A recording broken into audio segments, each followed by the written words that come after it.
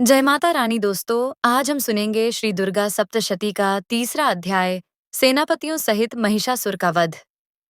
महर्षि मेध ने कहा, महिषासुर की सेना नष्ट होती देखकर उस सेना का सेनापति चिक्षुर क्रोध में भर देवी के साथ युद्ध करने के लिए आगे बढ़ा। वह देवी पर इस प्रकार बाणों की वर्षा करने लगा मानो सुमेरु पर्वत पानी की धार बरसा रहा हो। इस प्रकार देवी ने अपने बाणों से उसके बाणों को काट डाला तथा उसके घोड़ों व सारथी को मार दिया। साथ ही उसके धनुष और उसकी अत्यंत ऊंची ध्वजा को भी काटकर नीचे गिरा दिया। उसका धनुष कट जाने के पश्चात उसके शरीर के अंगों को भी अपने बाणों से बींध दिया। धनुष, घोड़ों और सारथी के नष्ट हो जाने पर वह असुर ढाल और तलवार लेकर देवी की तरफ आया। उसने अपनी तीक्ष्ण धार वाली तलवार से देवी के सिंह के मस्तक पर प्रहार किया और बड़े वेग से देवी की बाईं भुजा पर वार किया। किंतु देवी की बाईं भुजा को छूते ही उस दैत्य की तलवार टूटकर दो टुकड़े हो गई। इससे दैत्य ने क्रोध में भरकर शूल हाथ में लिया और उसे भद्रकाली देवी की ओर फेंका। देवी की ओर आता हुआ वह शूल आकाश से गिरते हुए सूर्य के समान प्रज्वलित हो उठा। उस शूल को अपनी ओर आते हुए देखकर देवी ने भी शूल छोड़ा और महाअसुर के शूल के 100 टुकड़े कर दिए और साथ ही महाअसुर के प्राण भी हर लिए। चिक्षुर के मरने पर देवताओं को दुख देने वाला चामर नामक दैत्य हाथी पर सवार होकर देवी से लड़ने के लिए आया और उसने आने के साथ ही शक्ति से प्रहार किया। किंतु देवी ने अपनी हुंकार से ही उसे तोड़कर पृथ्वी पर डाल दिया। शक्ति को टूटा हुआ देखकर दैत्य ने क्रोध से लाल होकर शूल को चलाया, किंतु देवी ने उसको भी काट दिया। इतने में देवी का सिंह उछलकर हाथी के मस्तक पर सवार हो गया और दैत्य के साथ बहुत ही तीव्र युद्ध करने लगा। फिर वह दोनों लड़ते हुए हाथी पर से पृथ्वी पर आ गिरे और दोनों बड़े क्रोध से लड़ने लगे। फिर सिंह बड़े जोर से आकाश की ओर उछला और जब पृथ्वी की ओर आया तो अपने पंजे से चामर का सिर धड़ से अलग कर दिया। क्रोध से भरी हुई देवी ने शिला और वृक्ष आदि की चोटों से उदग्र को भी मार दिया। कराल को दांतों, मुक्कों और थप्पड़ों से चूर्ण कर डाला। क्रुद्ध हुई देवी ने गदा के प्रहार से उद्धत दैत्य को मार गिराया। भिन्नपाल से वाष्पकल को, बाणों से ताम्र तथा अंधक को मौत के घाट उतार दिया। तीनों नेत्रों वाली परमेश्वरी ने त्रिशूल से उग्रास्य, उग्रवीर्य और महाहनु नामक राक्षसों को मार गिराया। उसने अपनी तलवार से विडाल नामक दैत्य का सिर काट डाला तथा अपने बाणों से दुर्धर और दुर्मुख राक्षसों को यमलोक को पहुंचा दिया। इस प्रकार जब महिषासुर ने देखा कि देवी ने मेरी सेना को नष्ट कर दिया है तो वह भैंसे का रूप धारण कर देवी के गणों को धूख देने लगा। उन गणों में कितनों को उसने मुख के प्रहार से, कितनों को खुरों से, कितनों को पूंछ से, कितनों को सींगों से, बहुतों को दौड़ाने के वेग से, अनेकों को सिंहनाद से, कितनों को चक्कर देकर और कितनों को श्वास वायु के झोंकों से पृथ्वी पर गिरा दिया। वह दैत्य इस प्रकार गणों की सेना को गिरा देवी के सिंह को मारने के लिए दौड़ा। इस पर देवी को बड़ा गुस्सा आया। उधर दैत्य भी क्रोध में भरकर धरती को खुरों से खोदने लगा तथा सींगों से पर्वतों को उखाड़ दोकर धरती पर फेंकने लगा और मुख से शब्द करने लगा। महिषासुर के वेग से चक्कर देने के कारण पृथ्वी क्षुब्ध होकर फटने लगी। उसकी पूंछ से टकराकर समुद्र चारों ओर फैलने लगा। हिलते हुए सींगों के आघात से मेघ खंड खंड हो गए और श्वास से आकाश में उड़ते हुए पर्वत फटने लगे। इस तरह क्रोध में भरे हुए राक्षस को देख चंडिका को भी क्रोध आ गया और वह उसे मारने के लिए क्रोध में भर गई। देवी ने पाश फेंक कर दैत्य को बांध लिया और उसने बंध जाने पर दैत्य का रूप त्याग दिया और सिंह का रूप बना लिया। और ज्यों ही देवी उसका सिर काटने के लिए तैयार हुई कि उसने पुरुष का रूप बना लिया, जो कि हाथ में तलवार लिए हुए था। देवी ने तुरंत ही अपने बाणों के साथ उस पुरुष को उसकी तलवार ढाल सहित बींध डाला। इसके पश्चात वह हाथी के रूप में दिखाई देने लगा और अपनी लंबी सूंड से देवी के सिंह को खींचने लगा और गर्जने लगा। देवी ने अपनी तलवार से उसकी सूंड काट डाली। तब राक्षस ने एक बार फिर भैंसे का रूप धारण कर लिया और पहले की तरह चर अचर जीवों सहित समस्त त्रिलोकी को व्याकुल करने लगा। इसके पश्चात क्रोध में भरी हुई देवी बारंबार उत्तम मधु का पान करने लगी और लाल लाल नेत्र करके हंसने लगी। उधर बलवीर्य तथा मद से क्रुद्ध हुआ दैत्य भी गरजने लगा। अपने सींगों से देवी पर पर्वतों को फेंकने लगा।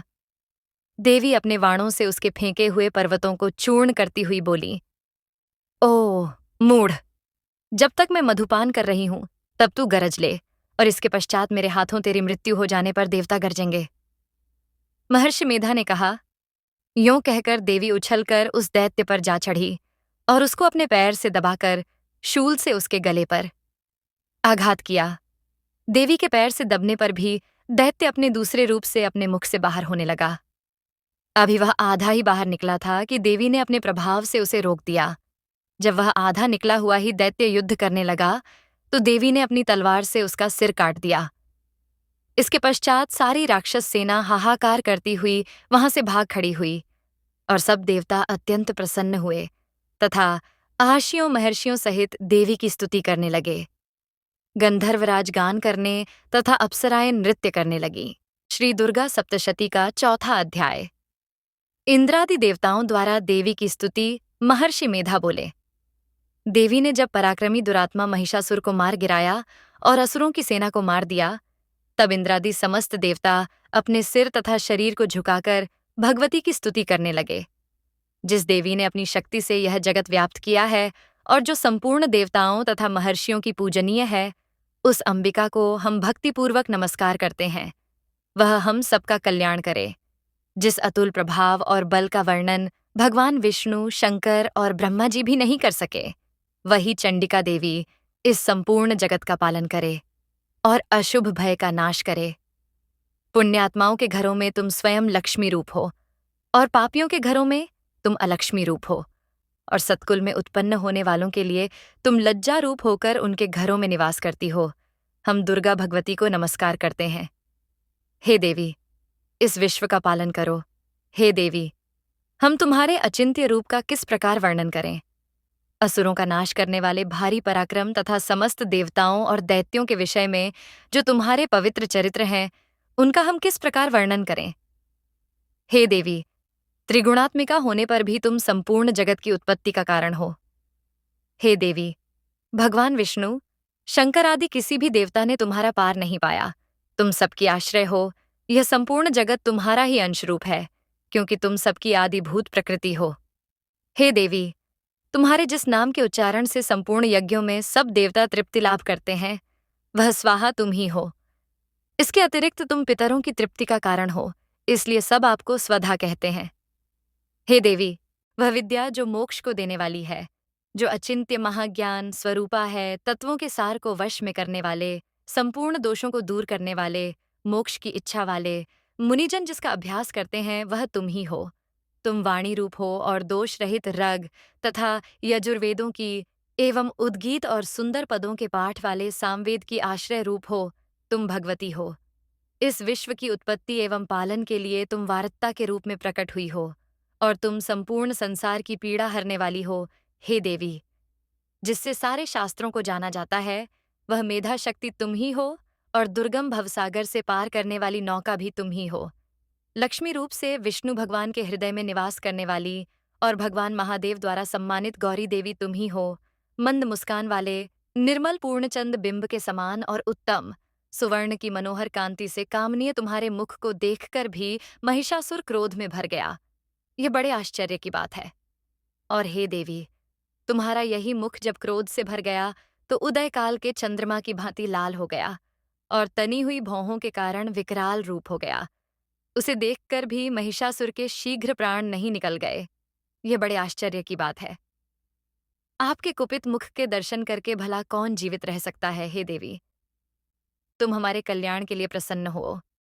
आपके प्रसन्न होने से इस जगत का अभ्युदय होता है, और जब आप क्रुद्ध हो जाती हैं तो कितने ही कुलों का सर्वनाश हो जाता है।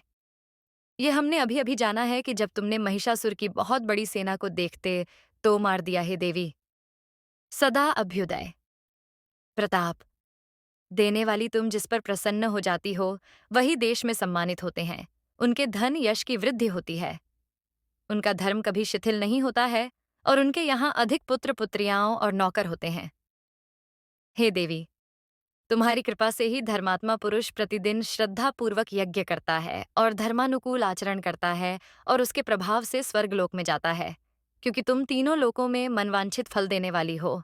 हे माँ दुर्गे, तुम स्मरण करने पर संपूर्ण जीवों के भय नष्ट कर देती हो और स्थिर चित्त वालों के द्वारा चिंतन करने पर उन्हें और अत्यंत मंगल देती हो। हे दारिद्र दुख नाशिनी देवी, तुम्हारे सिवा दूसरा कौन है। तुम्हारा चित्त सदा दूसरों के उपकार में लगा रहता है। हे देवी, तुम शत्रुओं को इसलिए मारती हो कि उनके मारने से दूसरों को सुख मिलता है। वह चाहे नरक में जाने के लिए चिरकाल तक पाप करते रहे हों, किंतु तुम्हारे साथ युद्ध करके सीधे स्वर्ग को जाएं। इसीलिए तुम उनका वध करती हो। हे देवी, क्या तुम दृष्टिपात मात्र से समस्त असुरों को भस्म नहीं कर सकती? अवश्य ही कर सकती हो, किंतु तुम्हारा शत्रुओं को शस्त्रों के द्वारा मारना इसलिए है कि शस्त्रों के द्वारा मरकर वे स्वर्ग को जावें। इस तरह से हे देवी, उन शत्रुओं के प्रति भी तुम्हारा विचार उत्तम है। हे देवी, तुम्हारे उग्र खड्ग की चमक से और त्रिशूल की नोक की कांति की किरणों से असुरों की आंखें फूट नहीं गईं। उसका कारण यह था कि वे किरणों से शोभायमान तुम्हारे चंद्रमा के समान आनंद प्रदान करने वाले सुंदर मुख को देख रहे थे। हे देवी, तुम्हारा शील बुरे वृत्तांत को दूर करने वाला है और सबसे अधिक तुम्हारा रूप है, जो न तो कभी चिंतन में आ सकता है और न जिसकी दूसरों से कभी तुलना ही हो सकती है। तुम्हारा बल व पराक्रम शत्रुओं का नाश करने वाला है। इस तरह तुमने शत्रुओं पर भी दया प्रकट की है। हे देवी, तुम्हारे बल की किसके साथ बराबरी की जा सकती है, तथा शत्रुओं को भय देने वाला इतना सुंदर रूप भी और किसका है? हृदय में कृपा और युद्ध में निष्ठुरता, यह दोनों बातें तीनों लोकों में केवल तुम ही में देखने में आई है। हे माता, युद्ध भूमि में शत्रुओं को मारकर तुमने उन्हें स्वर्ग लोक में पहुंचाया है। इस तरह तीनों लोकों की तुमने रक्षा की है, तथा उन उन्मत्त असुरों से जो हमें भय था, उसको भी तुमने दूर किया है। तुमको हमारा नमस्कार है। हे देवी, तुम शूल तथा खड्ग से हमारी रक्षा करो, तथा घंटे की ध्वनि और धनुष की टंकोर से भी हमारी रक्षा करो। हे चंडिके, आप अपने शूल को घुमाकर पूर्व, पश्चिम, उत्तर तथा दक्षिण दिशा में हमारी रक्षा करो। तीनों लोकों में जो तुम्हारे सौम्य रूप हैं तथा घोर रूप हैं, उनसे हमारी रक्षा करो तथा इस पृथ्वी की रक्षा करो। हे अंबिके, आपके कर पल्लवों में जो खड्ग, शूल और गदा आदि शस्त्र शोभा पा रहे हैं, उनसे हमारी रक्षा करो। महर्षि बोले कि इस प्रकार जब सब देवताओं ने जगत माता भगवती की स्तुति की और नंदवन के पुष्पों तथा गंध अनुलेपों द्वारा उनका पूजन किया, और फिर सबने मिलकर जब सुगंधित व दिव्य धूपों द्वारा उनको सुगंधि निवेदन की, तब देवी ने प्रसन्न होकर कहा, हे देवताओं, तुम सब मुझसे मनवांछित वर मांगो। देवता बोले, हे भगवती, तुमने हमारा सब कुछ कार्य कर दिया। अब हमारे लिए कुछ भी मांगना बाकी नहीं रहा, क्योंकि तुमने हमारे शत्रु महिषासुर को मार डाला है। हे महेश्वरी, तुम इस पर भी यदि हमें कोई वर देना चाहती हो, तो बस इतना वर दो कि जब जब हम आपका स्मरण करें, तब तब आप हमारी विपत्तियों को हरण करने के लिए हमें दर्शन दिया करो। हे अंबिके, जो कोई भी तुम्हारी स्तुति करे, तुम उनको वित्त, समृद्धि और वैभव देने के साथ ही उनके धन और स्त्री आदि संपत्ति बढ़ावे और सदा हम पर प्रसन्न रहें। महर्षि बोले, हे राजन, देवताओं ने जब जगत के लिए तथा अपने लिए इस प्रकार प्रश्न किया, तो बस तथास्तु कहकर देवी अंतर्धान हो गई। हे भूप, जिस प्रकार तीनों लोकों का हित चाहने वाली यह भगवती देवताओं के शरीर से उत्पन्न हुई थी, वह सारा वृतांत मैंने तुझसे कह दिया है, और इसके पश्चात दुष्ट असुरों तथा शुंभ निशुंभ का वध करने और सब लोगों की रक्षा करने के लिए जिस प्रकार गौरी देवी के शरीर से उत्पन्न हुई थी, वह सारा वृतांत मैं यथावत वर्णन करता हूँ।